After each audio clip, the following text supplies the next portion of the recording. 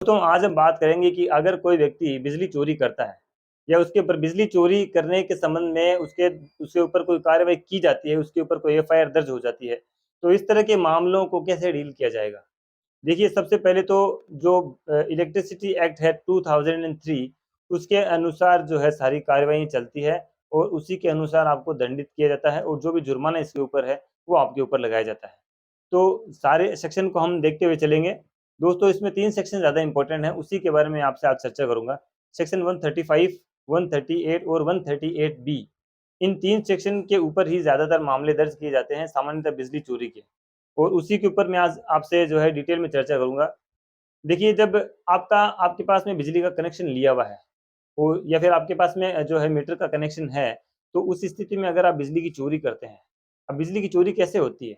दोस्तों, इसमें देखिए कई बार ये होता है कि जो अंडरग्राउंड लाइन जो होती है या फिर जो खुले आसमान की जो तारें होती है या फिर पानी के अंदर भी अगर कोई तार है, उससे आप बिजली का कोई ऐसा करंट पैदा करके अपने लिए इस्तेमाल करते हैं।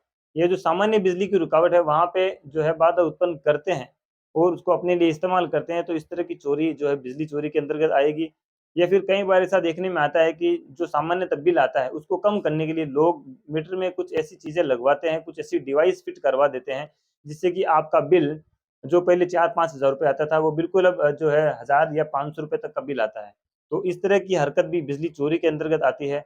जब इस तरह की चोरी पकड़ी जाएगी आपकी, तो आपको जो है इलेक्ट्रिसिटी एक्ट की धारा 135 के अंतर्गत जो है आपका जो इसमें 3 साल तक की सज़ा का प्रावधान है, उसमें जुर्माने का भी प्रावधान है या फिर दोनों से आपको दंडित किया जा सकता है। अब बात आती है कि जिनके पास में मीटर नहीं होने के बावजूद भी जो लोग बिजली की चोरी करते हैं। अब जैसे कि कई बार आपने देखा होगा, लोग जो है ट्यूबवेल वगैरह जो ऐसी चीज़ें हैं, वो चलाने की कोशिश करते हैं, बिजली चोरी से चलाते भी हैं। शहरी इलाकों में तो ऐसा होता ही है, ग्रामीण इलाकों में थोड़ा इस तरह से ज़्यादा मामले देखने को मिलते हैं। कई बार जो ब्याह-शादियों में आप देखते हैं कि जो डीजे वगैरह का ऑर्केस्ट्रा का जो प्रोग्राम होता है, उसके लिए लोग घर की लाइट यूज़ नहीं करते, उसके लिए जो बाहर खंभे की जो लाइन जा रही होती है ना, उसी में तार डाल के वो पूरी रात जो है डीजे वगैरह बजाते रहते हैं। तो इस तरह का जो कनेक्शन है, इस तरह के कनेक्शन से अवैध चोरी अगर आप करते हैं, अवैध बिजली का उपयोग अगर आप करते हैं, तो आपका जो है 138 के अंदर आपको दंडित किया जाएगा। और अगर दोस्तों, एक तीसरी कंडीशन ये है कि जैसे मान लीजिए आपके पास कनेक्शन तो है और आपने बिल जमा नहीं कराया उसका प्रॉपर। बिल जमा नहीं कराने की वजह से जो है आपका कनेक्शन काट दिया गया, बिजली विभाग ने आपका कनेक्शन काट दिया।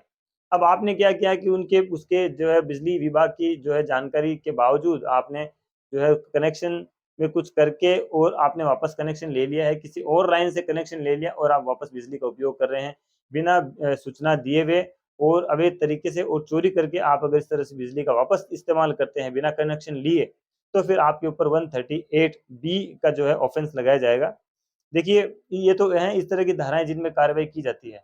अब अगर मान लीजिए आपको बिजली चोरी करते हुए पकड़ लिया गया और पकड़ने के बाद में अब आपके ऊपर एफआईआर दर्ज की जाएगी।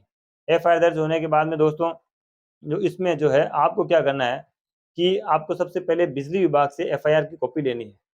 एफआईआर की सर्टिफाइड कॉपी लेने के बाद में आप राजस्व शुल्क या फिर जो है समन शुल्क, ये आपको वहाँ पे जमा कराने पड़ेंगे।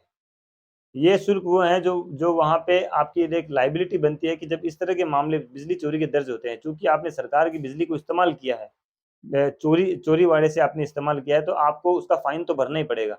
तो आप जो है समन शुल्क है 4 से 5,000 रुपए का समथिंग नॉर्मल जो समन शुल्क आता है, वो जो राजस्व शुल्क है दोस्तों, वो आपको 400 या 500 रुपए तक इतना भरना होता है किसी भी व्यक्ति को। तो वो आप भर के वहाँ से स्लिप लेके और उसके बाद में, और एक दोस्तों ये भी बता दूँ कि ये समन शुल्क और राजस्व शुल्क है ना, ये सामान्य जो घर घर में जो कोई व्यक्ति घर के इस्तेमाल के लिए बिजली चोरी करता है, उनके लिए सामान्य चार्जेज़ होते हैं।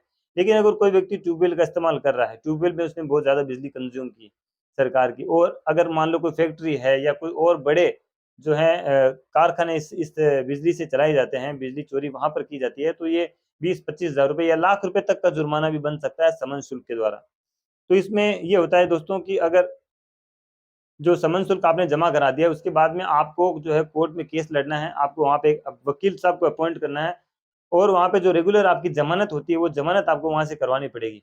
उसके बाद में जब मामला कोर्ट में जाएगा, तो आपको क्या करना है कि जब आपको पता है हर साल कोर्ट में लोक अदालत चलती है। लोक अदालत इसलिए होती है ताकि जो जो राज़ीनामे करने योग्य जो मामले हैं, उनको निपटाया जा सके और जो जुडिशरी के ऊपर जो भार है इतने मुकदमों का निपटाने का, उसको कम किया जा सके। तो हर साल लोक अदालत लगती है, साल में 2 या 3 बार लोक अदालतें आजकल लगाई जाती है। तो उस लोक अदालत में आप अपने मामले को निपटा सकते हैं। वहाँ पे जो है आपका मामला पूरा खत्म कर दिया जाएगा, आपको केस आगे लड़ने की ज़रूरत नहीं पड़ेगी। और अगर मान लीजिए लोक अदालत से हट के आप कुछ करना चाहते हैं इसमें, तो आप अपने जुर्म को स्वीकार करके भी इस मामले को खत्म कर सकते हैं। इसमें निश्चय ही आप एक तरह से बरी हो जाएँगे और आपको सज़ा नहीं मिलेगी। कोर्ट आपको कुछ फ़ाइन का आदेश देके और जो भी जुर्माना इसमें कोर्ट आपको लगाना चाहे, तो वो लगा के आप अपने मामले को खत्म करवा सकते हैं। तो उम्मीद करता हूँ दोस्तों वीडियो आपको अच्छा लगा। आप अगर हमारे चैनल पे पहली बार आए हैं दोस्तों, हमारे इस चैनल को सब्सक्राइब ज़रूर करके जाएँ, क्योंकि आपका एक सब्सक्राइबर हमारे लिए बहुत मायने रखता है और हमें बहुत मोटिवेट भी करता है कि हम आगे इस तरह की वीडियोज़ आपके लिए हमेशा लेकर आते रहें। दोस्तों ख़्याल रखिए, सुरक्षित रहिए, तब तक के लिए जय हिंद।